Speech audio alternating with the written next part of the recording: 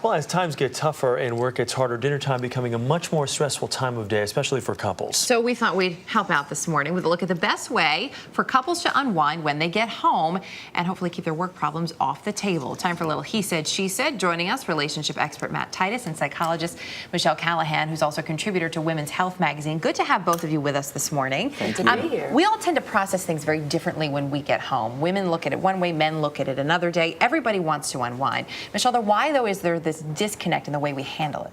I think it's because women like to talk more, whereas men like to start with a little bit of downtime. And I think everybody should start with a little downtime. It helps if you just come in and unwind. But we've also usually been carrying this all day long, so we want to get to our partner and immediately unload, where his instinct is usually to immediately download, relax, then talk. Matt, bigger fan of the downtime, or do you like to just go home and basically pour your problems out? Yeah, I'm a big talker. I like to cry and get very emotional. No, I just think that what she said is exactly dead on. This time highlights the disparaging differences between the genders. You know, men need to relax. They need to be left alone when they come home. They need to download, relax. We don't want to hear any chatter. We want to go to the man cave. We don't want to be spoken to, and we want to be found later. How long are you expecting to be in that man cave for before? Well, my wife wants me to stay there forever, but probably like a half an hour, 45 minutes. It's not a long time. Yeah. That's good for women, too. There's nothing wrong with that, because that gives them some time to download and take care of themselves and do things that they haven't had a chance to do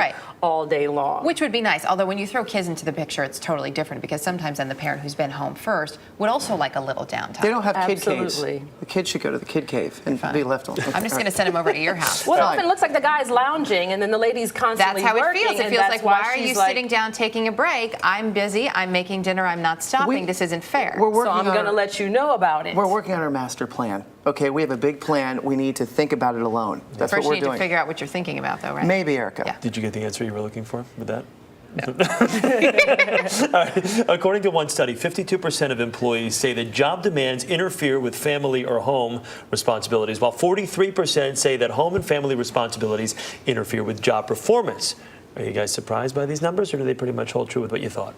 I'm not surprised, just because I've seen how work is now taking, first place in people's lives, and they're so busy with the economy doing the work of 2 and 3 people for less money. So yeah, now people think of their home life as infringing upon their work life instead of the other way around. I was very surprised, because we are a generation brought up to think family first, and some 46% were saying that their family interfered with their work. That's ridiculous. You know, relationships are very important. They should be taken seriously and have first priority. So in that vein, then, if relationships should take first priority, there needs to be a little give and take when you walk through the door. You need a little downtime. Women need a little downtime, but they need to talk to. So is there a magic number? Is there a, when we get home, we each get 15 minutes to do whatever we want, and then we talk? I mean, can it be that simple? I think that's a great idea. It is, in some ways, it is that simple. You need at least, I would say, 15 to 30 minutes of just downtime. It's people's instinct to just come in and say what's on their heart, but they do need that time. It also gives you a chance to relax, process some, so you think about what you're going to share before you share it, and you calm down. Successful relationships are built on strategy, not necessarily love. Predetermined strategies of how people are individually are more important than how they are as a couple. Can you replace strategy with a word that sounds less clinical? No, I mean that in all seriousness. I'm a man. I mean strategy. It's strategy, Chris. Yeah.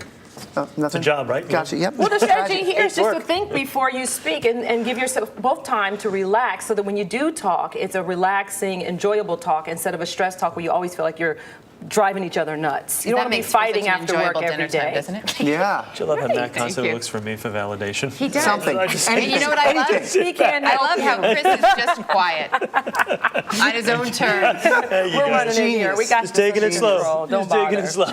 Take lessons on his strategy. Yeah.